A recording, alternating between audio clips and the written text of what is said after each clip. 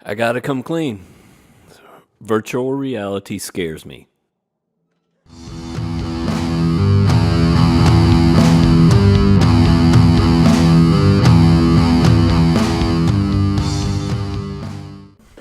This is the Therapist Gamer here, and welcome to another episode of Mental Health and Gaming. Today's topic is about virtual reality. There's a huge push to get virtual reality into our homes right now. And I'm a little apprehensive about that. Virtual reality sort of scares me. And I'll tell you why. I have a feeling that this is going to be a controversial issue, and some people are not going to agree with me, and that's okay. That's what this channel's about, is promoting some dialogue. Let me start off by saying I am not opposed to VR at all. Virtual reality, I think, is going to be a pretty exciting thing. I'm looking forward to it in a lot of ways. I'm looking forward to it as a gamer because I think it's going to enhance our gaming experiences and our gaming capabilities.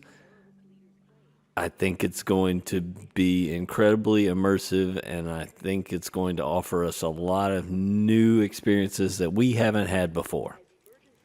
And I'm really looking forward to that. I'm hoping that it is as good as it appears to be. I do have a disclaimer to make. I have not used any of the gaming virtual reality devices at all.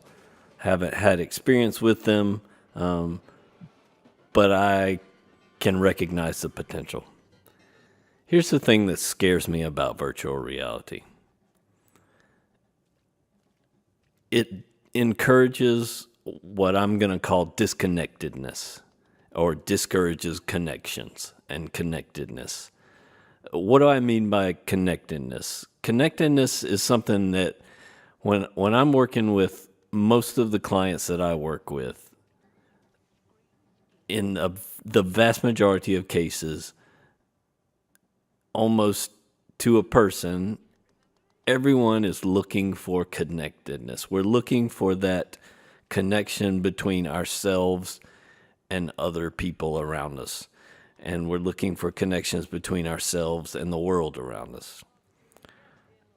When people stop striving for connection, which most people do, most people are striving to make those connections. When people stop doing that, it's a sign that they're experiencing an unhealthy period of time in their life. It's a sign of decreased mental health. It's one of the things that we look for as professionals that says this person has some problems that need to be taken care of. My big fear in regards to VR is that VR is exponentially able to disconnect us from others in ways that our gaming experiences up until this point haven't done. Now, gaming is an escape, and we've talked about that in several videos before. That's one of the primary reasons that a lot of us game is to escape the stresses of reality and to escape just, the stresses of the world. And there's nothing wrong with that. The problem is when we start to overuse it, or we start to become even addicted to that escape. And for a lot of people, that escape process can become a dependent type of mechanism. It becomes something that they can't bring themselves away from. And I think there are certain types of persons and certain groups of people that are more prone to experiencing that escape in a way that it becomes problematic for them. They're more prone to addiction, and they're more prone to overuse. And my fear is that VR is going to even increase these tendencies in those types of people. Now, I'm not talking about everybody. I think the vast majority of gamers are going to be able to experience VR just like they experience gaming in the present.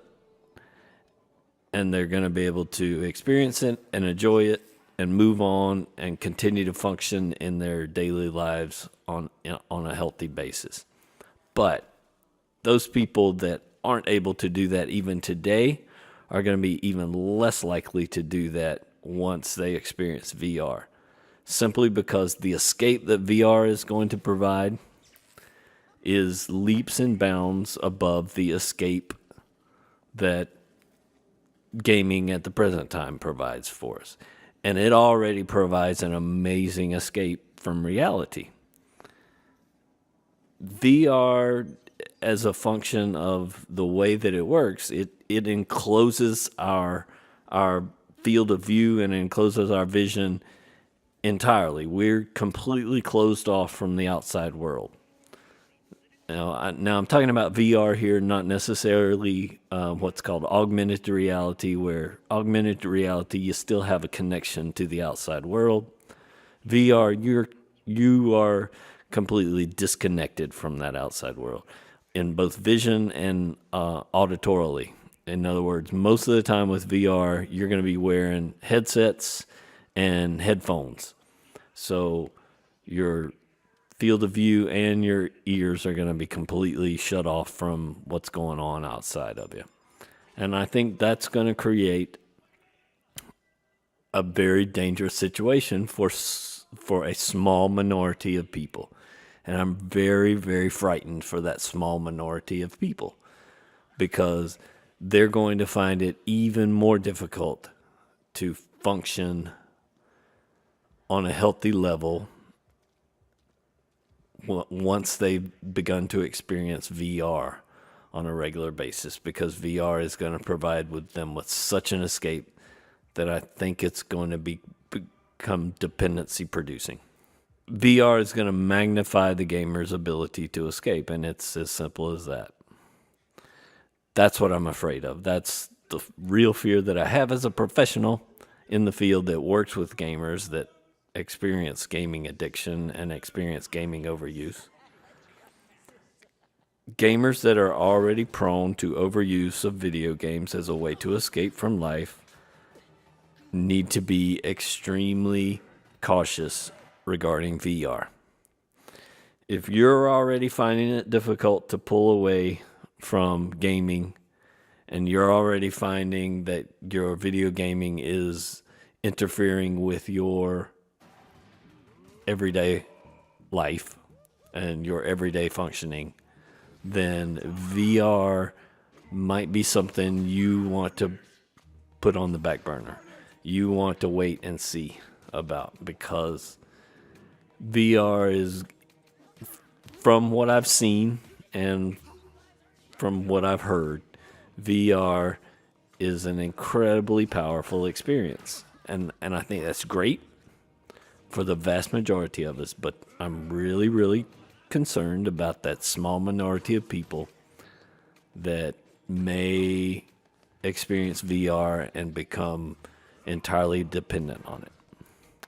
So there you go. That's my thoughts on why VR is a scary proposition in some ways. Let me know your thoughts. Let me know if you agree or disagree. Give me a like or a subscribe if you appreciate the things that I'm doing here on the channel. And I hope to talk to you guys again soon. This has been the Therapist Gamer for the Mental Health and Gaming channel, and I will talk to you guys in the next video. Thanks a lot. Bye-bye.